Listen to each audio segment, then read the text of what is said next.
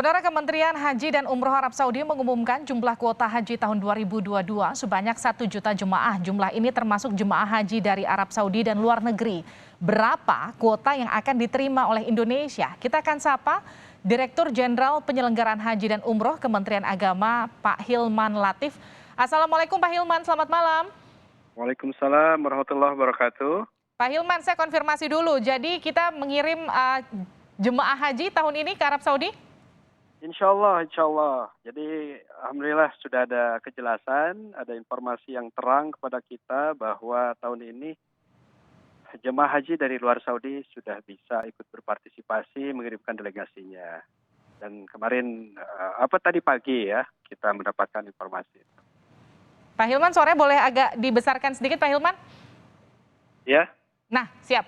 Pak Hilman, ini kan ada 1 juta jemaah haji yang dibuka kuotanya oleh Arab Saudi. Berapa Indonesia dapatnya Pak Hilman? Sampai sejauh ini kita belum mendapatkan informasi resmi ya untuk jumlah kuota dari Indonesia, tetapi kita baru menghitung kalau dari 1 juta itu kira-kira berapa persen. Dan saya berharap ada pengumuman susulan dari pemerintah Saudi Arabia untuk kuota jamaah dari negara-negara lain termasuk dari Indonesia dengan jumlah yang cukup signifikan lah, gitu ya. Ya kita berharap minimal 50% atau 60 gitu ya dalam pengumuman berikutnya. Tapi kita belum tahu. Cuma yang jelas saat ini ada 1 juta orang yang akan diterima oleh pemerintah Saudi Arabia dan itu termasuk dari luar negeri. Amin, kita mudah-mudahan berharap kuota Indonesia cukup besar tahun ini. Yang kemudian jadi pertanyaan, bagaimana kemudian memilih jemaah yang sudah tertunda selama 2 tahun, Pak Hilman?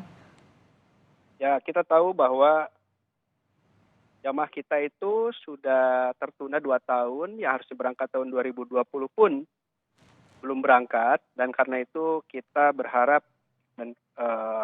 atau kita akan dorong sesuai dengan ketentuan yang ada bahwa yang akan kita prioritaskan untuk berangkat di tahun ini adalah jamaah tertunda di tahun 2020. Tentu kami akan melakukan kajian lagi siapa jamaah yang masih ada, siapa yang sudah wafat, siapa yang masih mau berangkat, siapa yang belum, dan seterusnya. Ini tugas kami nanti untuk mencek lagi. Oke. Pak Hilman, ini kan ada syarat dari Arab Saudi, maksimal 65 tahun. Bagaimana dengan jemaah haji yang sudah di atas 65 tahun, calon jemaah haji asal Indonesia yang masih mengantri? Ya, untuk sementara ini mandatori yang disebutkan adalah di bawah 65 tahun. Mungkin itu sebagai satu langkah mitigasi terkait dengan kesehatan dan protokol COVID ya. Baik. Yang ditentukan oleh Saudi. Meskipun ya kami berharap tentu saja ada informasi baru atau ada usulan juga dari negara-negara lain, dari kami juga. Ya kalau 65 tahun akan memberikan PR yang agak banyak itulah buat kita. Nah tetapi kalaupun misalnya nanti hanya yang 65 tahun ke bawah, maka mudah-mudahan tahun depan ketika isu pandeminya sudah berkurang, maka kita akan prioritaskan yang lansia. Oke. Ya. Tapi artinya tidak otomatis dikembalikan apakah tahun uangnya depan ya, kita Pak? prioritaskan lansia ataukah kita masih bisa bernego ya mengenai jumlah. Karena jamaah kita masih banyak yang di atas 65. Oke, berarti tidak otomatis dibatalkan dan dikembalikan uangnya ya Pak Hilman ya? Enggak, karena ini ibaratnya extraordinary ya. Situasinya pandemi, memang di Saudi sudah banyak kelonggaran, tapi kan pandeminya belum dicabut, Mbak. Baik.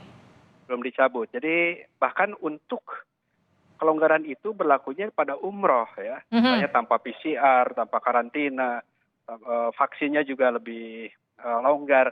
Tapi untuk haji kelihatannya sudah lebih diperketat gitu. Baik. Untuk vaksin maupun untuk PCR. Nah, itu yang kemarin jadi perdebatan dan juga pertanyaan ketika ada penambahan biaya haji ya, Pak Hilman ya. Jadi sudah ada yang fixnya berapa biaya hajinya, Pak?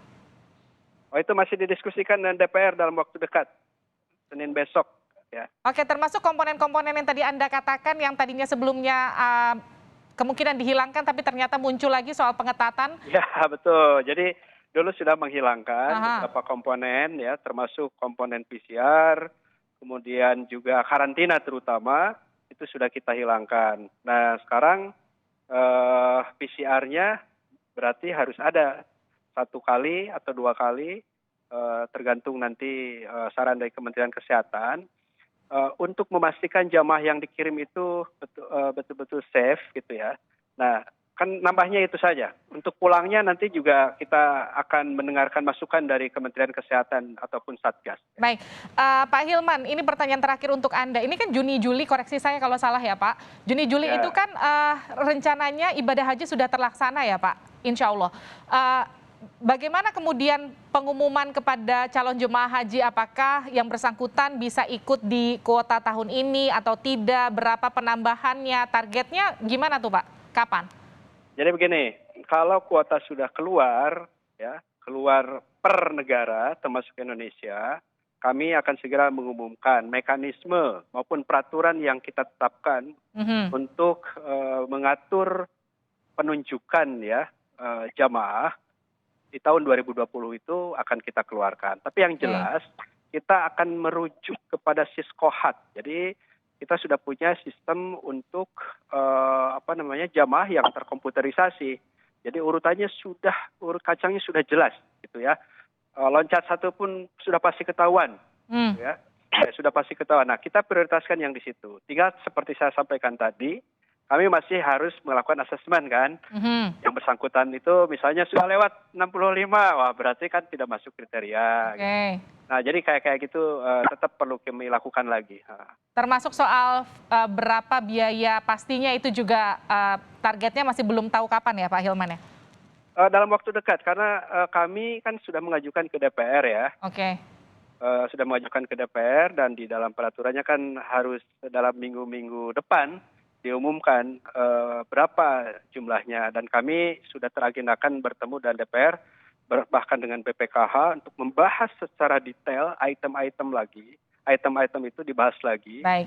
Untuk kita sampaikan kepada masyarakat sebagai rumusan final yang disepakati bersama.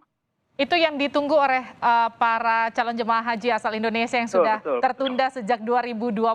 Harapannya lobby-lobby kita akan makin kuat agar kuotanya juga makin besar, Pak Hilman. Terima kasih telah bergabung bersama kami di Sapa Indonesia Malam.